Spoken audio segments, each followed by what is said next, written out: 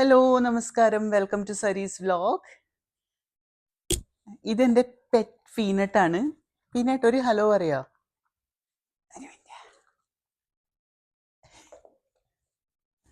ആ അപ്പം ഞാനിന്ന് ചില കാര്യങ്ങൾ ഈ പെറ്റ് പാരൻറ്റ് വെറുതെ ആവാൻ പറ്റൂല എന്നുള്ളൊരു കാര്യം പറയാനാണ് ഞാനിന്നിവിടെ വന്നത്. എന്താണെന്ന് വെച്ചാൽ നമ്മൾ ഭയങ്കര ഇമോഷണലായിട്ട് നമ്മൾ ഡോഗ്സിനെയും കാറ്റിനെയൊക്കെ പെറ്റായിട്ട് വീട്ടിൽ കൊണ്ടുവരും. പക്ഷേ ചിലവർ അതിനെ വെച്ചിരിക്കുന്നത് കാണുമ്പോൾ നമ്മുടെ ഹൃദയം തകർന്നു പോകുന്നു. അത് എല്ലാവരും അല്ല, വളരെ നന്നായിട്ട് പെറ്റിനെ നോക്കുന്ന ആൾക്കാരുണ്ട്. അവരോട് താങ്ക് യു വെരി മച്ച്. നമ്മളെപ്പോലെ തന്നെ ഒരു സഹജീവിയാണെന്ന് അത് മനസ്സിലാക്കി അതിനുള്ള റെസ്പെക്റ്റും സ്നേഹവും കൊടുക്കുന്നതിന് ഇറ്റ്സ് എ ബിഗ് തിങ്. പക്ഷെ ഒരുപാട് പേരുണ്ട് ഇതിനെ എന്തോ ഇങ്ങനെ കീടമായിട്ട് കണ്ടിട്ട് നമുക്ക് വേണ്ടപ്പോൾ ടോയ് പോലെ, അല്ലെങ്കിൽ വേണ്ട, അങ്ങനെയുള്ളൊരു ആറ്റിറ്റ്യൂഡുള്ള ആൾക്കാരും ഒരുപാട് ഞാൻ കാണുന്നുണ്ട് കേട്ടോ. പ്ലീസ് അങ്ങനെ ചെയ്യരുത്.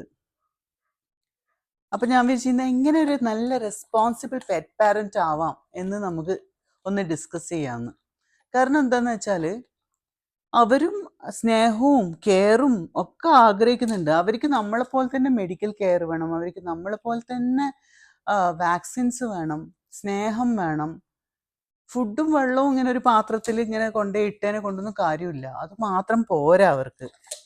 നമുക്കത് മാത്രം മതിയോ? ഫുഡും വെള്ളവും മാത്രം മതിയോ മനുഷ്യന്? അതുപോലെ തന്നെയാണ് ഇവരും, അല്ലേടാ? ഞാൻ എൻ്റെ പീനട്ടിനെ, ഇവനെ ബീഗിളാണ് ബ്രീഡ്. എനിക്ക് പണ്ട് ഇവനെ സത്യം പറഞ്ഞാൽ ഞാൻ ഇവനെ അഡോപ്റ്റ് ചെയ്തതൊന്നുമല്ല, വാങ്ങിച്ചു തന്നെയാണ്. ആ സമയത്ത് എനിക്ക് ഇതിനെപ്പറ്റി അവയർനെസ് ഉണ്ടായിരുന്നില്ല.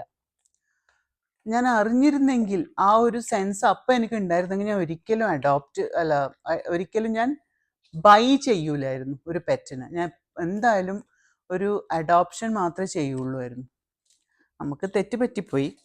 പക്ഷെ ഏതായാലും ഇപ്പം ഇവനുള്ളത് കൊണ്ട് അവനെ നന്നായിട്ട് നോക്കുക എന്നുള്ളത് എൻ്റെ ഒരു റെസ്പോൺസിബിലിറ്റി ആണല്ലോ. അപ്പോൾ ഇവന് ബീഗിളിന് പ്രത്യേകിച്ചും എന്താണെന്ന് വെച്ചാൽ ഭയങ്കര ഓവർ വെയിറ്റ് ആവും പെട്ടെന്ന്. ഫുഡ് ഡ്രിവൺ ആണ് അവർ, എപ്പോഴും ഫുഡ് എന്നുള്ളൊരു ചിന്തയാണ്. അപ്പോൾ അത് എങ്ങനെയാണ് ഞാൻ മെയിൻറ്റെയിൻ ചെയ്യുന്നതെന്ന് ഞാൻ പറയാം. അപ്പം ഞാൻ അവൻ്റെ ഫുഡ് ഉണ്ടാക്കാൻ വേണ്ടിയിട്ട് ആദ്യം തന്നെ ക്യാരറ്റും സ്വീറ്റ് പൊട്ടറ്റോ, പിന്നെ നമ്മുടെ പംകിൻ, പാലക്ക്, പിന്നെ അങ്ങനെ ബീൻസ്, വെണ്ടക്ക, അങ്ങനെ എല്ലാ വെജിറ്റബിളും, ഉള്ളി, തക്കാളി, വെളുത്തുള്ളി ഇതൊക്കെ ഒഴിവാക്കണം. കാരണം അവർക്ക് അതൊന്നും സൂട്ടബിൾ അല്ല. അവർക്ക് സൂട്ടബിൾ ആയ വെജിറ്റബിൾസ് എന്താണെന്ന് നമുക്ക് കണ്ടുപിടിക്കാൻ ഇപ്പോൾ ഗൂഗിളുണ്ടല്ലോ. It's very easy. അപ്പോൾ അതിൽ ഞാൻ വെറുതെ മഞ്ഞൾ മാത്രം ഇട്ടിട്ട് ഇങ്ങനെ കുക്കറിൽ വേവിച്ച് വെക്കും. ഇതൊരു 3-4 പ്രാവശ്യം കൊടുക്കേണ്ട മീലുണ്ട് കേട്ടോ. എന്നിട്ട് ആ വേവിച്ച് വെച്ചതിൽ നിന്ന് ഒരു പോർഷൻ എന്ന് പറഞ്ഞാൽ നമ്മളൊരു ഡോഗ് ബൗള്, അതിലേക്ക് ഒരു പോർഷൻ എടുത്ത് വെച്ചിട്ട് any one source of protein. അതിപ്പോൾ അവന് ചിക്കൻ അലർജിയാണ്. അപ്പോൾ സ്കിന്നിലൊക്കെ അലർജി വന്നുകൊണ്ട് നമ്മളത് അലർജിയാണെന്ന് കണ്ടുപിടിച്ചതിന് ശേഷം ചിക്കൻ കൊടുക്കാറില്ല എന്ന് ഡോക്ടർ പറഞ്ഞു, അത് കൊടുക്കരുത്. അപ്പോൾ എന്താണ് ഓപ്ഷൻ? മത്തി, പിന്നെ നത്തോലി, അത് അങ്ങനെ അതൊക്കെ വെറുതെ മഞ്ഞളിട്ട് വേവിച്ചിട്ട് മുള്ളൊക്കെ കളഞ്ഞിട്ടാണ് കൊടുക്കുന്നത്. കാരണം അവർക്ക് ഈ മുള്ളൊന്നും ശരിക്കും പറഞ്ഞാൽ നമ്മൾ സ്ട്രീറ്റ് ഡോഗ്സിന് അങ്ങനെ എന്ത് വേണേലും കൊടുക്കും. അതിപ്പോൾ ഒരു അൺഫെയർ സിറ്റുവേഷൻ ആണല്ലോ ലൈഫ് ഇറ്റ് സെൽഫ്. അപ്പോൾ അവന് അങ്ങനെ ഒരു സോഴ്സ് ഓഫ് പ്രോട്ടീൻ, മത്തി, നത്തോലി, മുട്ട അല്ലെങ്കിൽ പനീർ, അങ്ങനെ ഓരോരോ പോർഷൻ, ഒരു പോർഷൻ ഓഫ് വെജിറ്റബിളിൻ്റെ കൂടെ ആഡ് ചെയ്ത് കൊടുക്കും. അങ്ങനെയാണ് അവൻ്റെ ഫുഡ് മെയിൻറ്റെയിൻ ചെയ്യുന്നത്. പിന്നെ വിശക്കുമ്പോൾ തൈര് കൊടുക്കാം. നമുക്ക് ചൂട് കാലത്ത് തൈരിൽ കുറച്ച് വെള്ളം മിക്സ് ചെയ്ത് മോരും വെള്ളമാക്കിയിട്ട് അത് കൊടുക്കുന്നത് നല്ലതാ. പിന്നെ ഇഷ്ടം പോലെ, അപ്പം ഞാൻ പറഞ്ഞതെന്ന് വെച്ചാൽ മോരും വെള്ളം കൊടുക്കണം. പിന്നെ ഫ്രൂട്ട്സ് കൊടുക്കാം, വത്തക്ക, പഴം, മാങ്ങ, ഇതൊക്കെ ഇവന് ഇഷ്ടമാണ്. അപ്പോൾ കുറച്ച് അതെല്ലാം കൊടുക്കണം.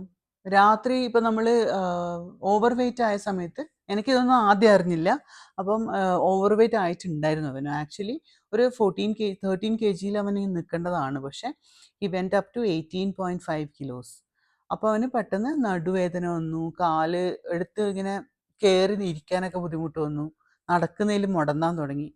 അപ്പം ഡോക്ടറോട് ചോദിച്ചപ്പോൾ മനസ്സിലായി ഇത് ഡയറ്റിൻ്റെ ആണ്. പിന്നെ ഞാൻ മാക്രോസ് കാൽക്കുലേറ്റ് ചെയ്തിട്ട് കൊടുക്കാൻ തുടങ്ങി. ഇത്ര കാർബ്സ്, ഇത്ര ഇത് എന്നൊക്കെ പറഞ്ഞു. ചോറ് ചപ്പാത്തി ഒന്നും കൊടുക്കൂല. കാപ്സിന് എന്താ കൊടുക്കുന്നത് വെച്ചാൽ സ്വീറ്റ് പൊട്ടറ്റോ ഉണ്ടല്ലോ, അങ്ങനെയൊക്കെ നമ്മൾ കുറച്ച് ശ്രദ്ധിക്കണം. ഇങ്ങനെയൊന്നും ശ്രദ്ധിക്കാൻ പറ്റൂലെങ്കിൽ നമ്മളൊരു കെയർ ആവശ്യമുള്ള ഒരു ജീവനെ നമ്മൾ വീട്ടിൽ വെക്കരുത്. ഇതൊന്നും അത്ര വലിയ ഭയങ്കര പണിയായിട്ട് എനിക്ക് തോന്നുന്നില്ല. കാരണം നമുക്ക് അവർ തരുന്ന കെയറും സ്നേഹവും അൺകണ്ടീഷണൽ ലവൊക്കെ എൻജോയ് ചെയ്യാൻ ആഗ്രഹമുണ്ടെങ്കിൽ അവർക്ക് വേണ്ടതായിട്ടുള്ള ഇങ്ങനെയുള്ള ചെറിയ ചെറിയ റെസ്പോൺസിബിലിറ്റി ഏറ്റെടുക്കാൻ നമ്മളും തയ്യാറാവണം, അല്ലേ? പിന്നെ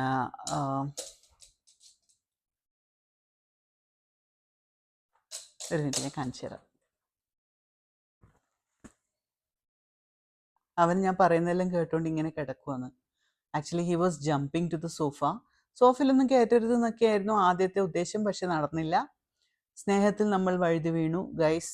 ജീവിതം ഇങ്ങനെയായി. ഇപ്പോൾ സോഫയിലൊക്കെ ഇവൻ കിടക്കുകയുള്ളൂ. അവന് അസൈൻഡ് ആയിട്ടുള്ള പ്ലേസ് ഒക്കെ ഉണ്ട്. അതിലൊക്കെ നിർത്താൻ, ഡിസിപ്ലിനിലായിട്ട് നിർത്താൻ പറ്റുന്ന ആൾക്കാർക്ക് നല്ല കാര്യം. പക്ഷെ എന്നെ കൊണ്ടത് പറ്റിയില്ല. എനിവേ, അവനിപ്പോൾ ഈ വീട്ടിലൊരു ബേബിയാ. മറന്നു പോകുന്നതായിട്ട് ഞാൻ പോയിന്റ്സ് എഴുതി വെച്ചിരിക്കുന്നുണ്ട്.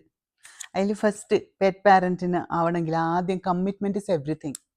നമ്മൾ അതിനെ വീട്ടിൽ കൊണ്ടുവന്നാൽ മാത്രം പോരാ, അതിന് വേണ്ട എല്ലാ കാര്യങ്ങളും ചെയ്തു കൊടുക്കാൻ തയ്യാറായിരിക്കണം. അതൊന്നും പറ്റില്ല എന്നുണ്ടെങ്കിൽ കൊണ്ടുവരരുത്. അവരെ ആവശ്യമുള്ള, സ്നേഹിക്കാൻ കഴിവുള്ള വേറെ ആൾക്കാർ കൊണ്ടുപോകും. ഏതായാലും ജനിച്ചു പോയിട്ടുണ്ടെങ്കിൽ അവർക്ക് ഈ ലോകത്ത് നന്നായിട്ട് ജീവിക്കാനുള്ള, നന്നായിട്ട് ജീവിതം ആസ്വദിക്കാനുള്ള റൈറ്റ് ഉണ്ട്. അപ്പോൾ അങ്ങനെയുള്ളൊരു പെറ്റിനെ നമ്മൾ വീട്ടിൽ കൊണ്ടുവന്നിട്ട് നരകതുല്യമായിട്ട് വെച്ചിട്ട് ബാഡ് കർമ്മ ഉണ്ടാക്കരുത്. ആൻഡ് ഫസ്റ്റ് ഓഫ് ഓൾ അതൊരു നമ്മളെക്കാളും താഴ്ന്നക്കിടയിലുള്ള ജീവിയാണെന്നുള്ള നമ്മളെ മനുഷ്യൻ്റെ അഹങ്കാരം ഒന്ന് മാറ്റി വെച്ചാൽ തന്നെ ഇതൊക്കെ മാറും. പിന്നെ second, food matters a lot. നമ്മൾ ഈ വീട്ടിൽ ബാക്കി വരുന്ന സ്പൈസി ആയിട്ടുള്ള ബിരിയാണിയും മത്തിക്കറിയും ചോറും ഇതെല്ലാം കുഴച്ച് അതിന് പ്ലേറ്റിൽ കൊണ്ട് ഇടുന്നത്, ഐ വുഡ് സേ സ്ട്രീറ്റ് ഡോഗ്സിനും അതൊന്നും പറ്റുന്നതല്ല. പക്ഷേ സ്ട്രീറ്റ് ഡോഗ്സിന് വേറെ ഓപ്ഷൻ ഇല്ലാതിരിക്കുമ്പോൾ, ഇപ്പോൾ ഈ പട്ടിണി കിടക്കുന്ന സമയത്ത് നമുക്ക് ബിസ്ലറി വാട്ടർ മാത്രമേ ഞാൻ കുടിക്കൂ എന്ന് പറയാൻ പറ്റൂല എന്നുള്ള പോലത്തെ ഒരു അവസ്ഥയായത്.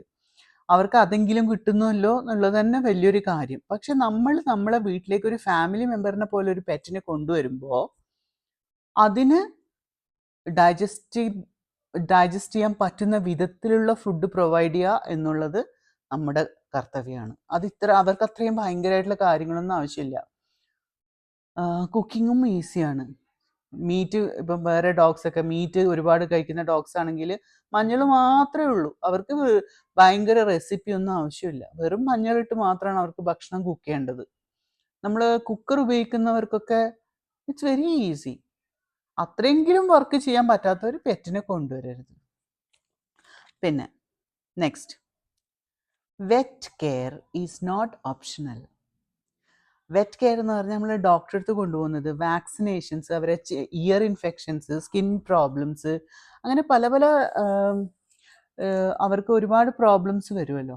പിന്നെ old age related problems.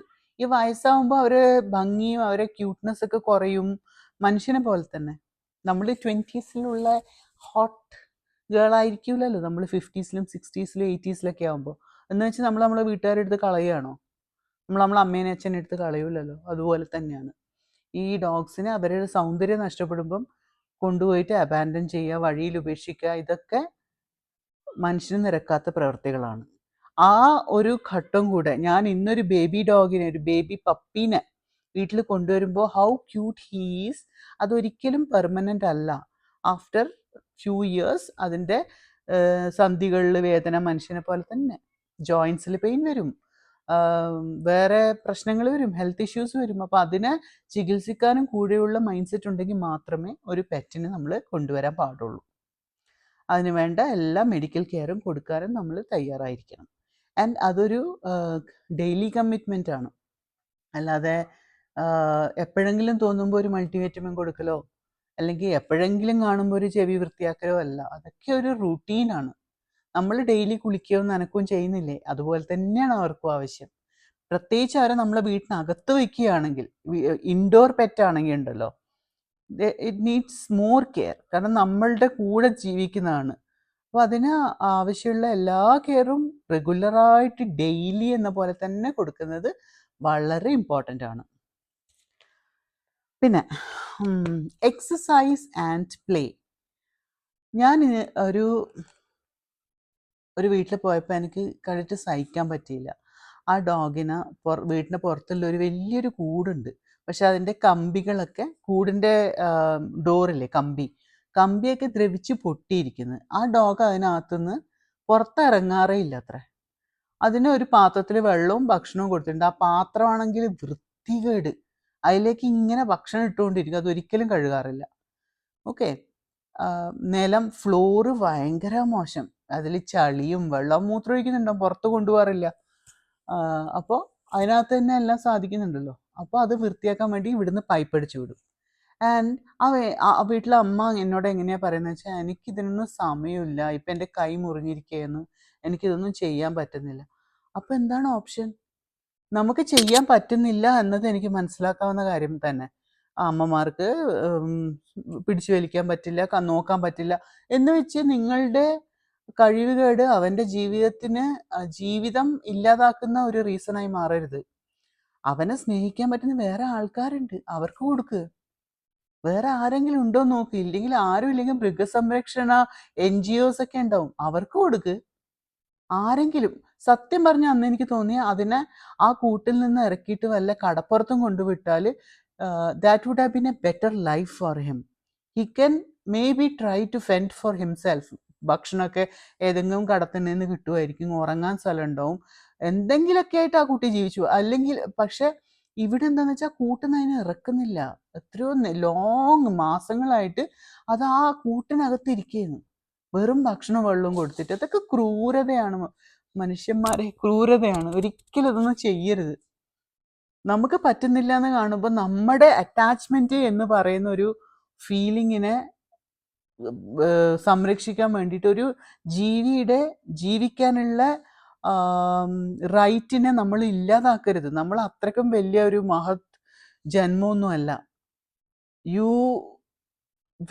we are just lucky to get this life, അത്രേ ഉള്ളൂ.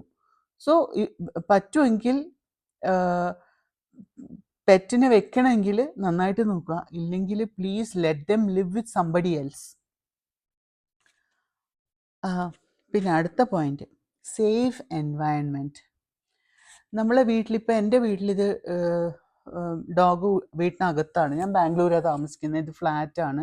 അപ്പോൾ ഇവിടെ താമസിക്കുമ്പം ഞാൻ എന്താ ചെയ്യുന്നത് വെച്ചാൽ, എൻ്റെ വീട്ടിൽ ഈ ഇൻഡോർ പ്ലാന്റ്സ് ഇല്ലേ, അതൊക്കെ പോയ്സണസ് ആയിട്ടുള്ള ചില പ്ലാന്റ്സ് ഉണ്ട് ഡോഗിന്.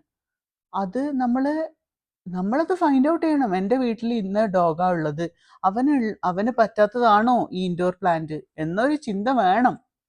നമുക്കൊരു ബേബി ഉണ്ടാകുമ്പോൾ, പുതിയതായിട്ടൊരു ബേബി, ഒരു കുഞ്ഞുവാവ വീട്ടിൽ വരുമ്പോൾ അതിനെ എങ്ങനെയാണോ നമ്മൾ സേഫ് ആക്കുന്നത്, അവന് വലിക്കാൻ പറ്റുന്നിടത്ത് കൂർത്ത സാധനങ്ങൾ വെക്കൂല, പിന്നെ ഡോറ് അടച്ചു വെക്കും, വിരലകത്ത് പോയ മുറിയും, അങ്ങനെയൊക്കെ നമ്മൾ ശ്രദ്ധിക്കുന്നില്ലേ? അതുപോലെ തന്നെ അവർക്കും ശ്രദ്ധ ആവശ്യമാണ്. ഇതൊന്നും ശ്രദ്ധിക്കാൻ പറ്റൂല്ലെങ്കിൽ നമ്മൾ ഈ കുഞ്ഞുങ്ങളെ വീട്ടിൽ കൊണ്ടുവരരുത്.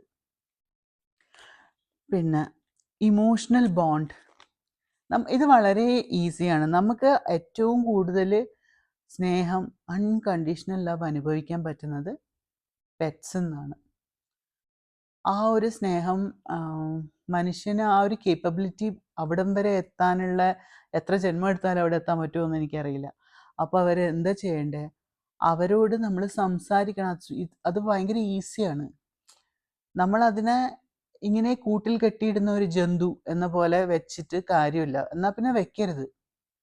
നമ്മൾ ഈവൻ പുറത്ത് വീട്ടിലെ കൂട്ടിൽ വെക്കുന്നതായാലും കൂടെ നമുക്ക് ആ കൂട്ടിനെ ഒന്നും കൂടെ അതിന് കിടക്കാനൊരു, ഞാൻ ബെഡ് എന്നൊന്നും പറയില്ല, കിടക്കാൻ ഒരു ചാക്കെങ്കിലും വിരിച്ചു കൊടുക്കണം. ആ ചാക്ക് ഓൾവേസ് ക്ലീനായി വെക്കണം. റെഗുലറായിട്ട് അതിന് ക്ലീനിങ് ഉണ്ടാവണം.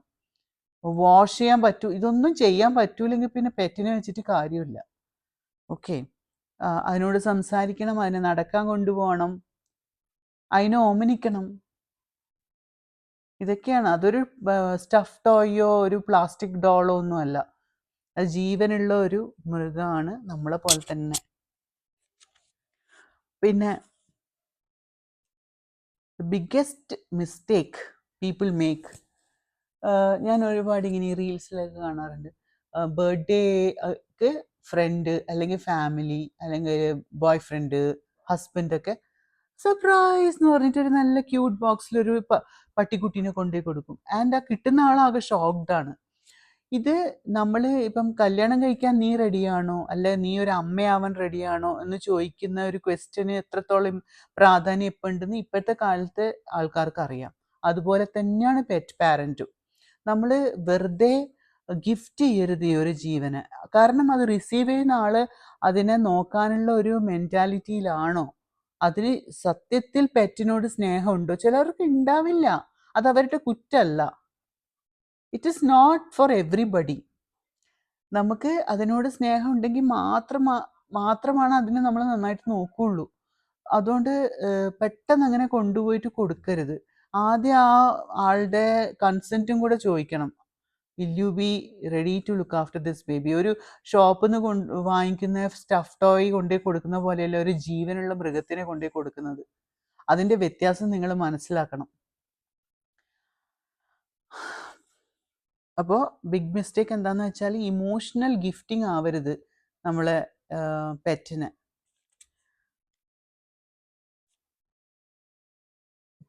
ഇത്രയൊക്കെ തന്നെ എനിക്ക് പറയാനുള്ളൂ. So let's all be responsible pet parents. നമുക്ക് എത്രത്തോളം അതിനെ നോക്കാൻ പറ്റുമോ എന്നുള്ളത് നമ്മളോട് തന്നെ ചോദിക്കാനുള്ള ചില ക്വസ്റ്റ്യൻസ് ഉണ്ട്. അതൊക്കെ ചോദിച്ചാൽ അതിന് ക്ലിയർ ആൻസേഴ്സ് കിട്ടിയതിന് ശേഷം മാത്രമേ വീട്ടിലേക്ക് ഒരു പെറ്റിനെ കൊണ്ടുവരാൻ പാടുള്ളൂ. അതില്ലെങ്കിലും കുഴപ്പമില്ല. ആ ഒരു ജീവന് വേറൊരു സ്ഥലത്ത് നന്നായി ജീവിക്കാനുള്ള റൈറ്റ് ഉണ്ട്. നമ്മൾ ആ റൈറ്റ് ഇല്ലാതാക്കരുത്. കൊണ്ടുവരികയാണെങ്കിൽ അതിനെ പൊന്നുപോലെ നോക്കുക. ഇത്രയാണ് എനിക്കിന്ന് പറയാനുള്ളത്. So I'll wind up this video today. See you in the next vlog. Take care and bye-bye.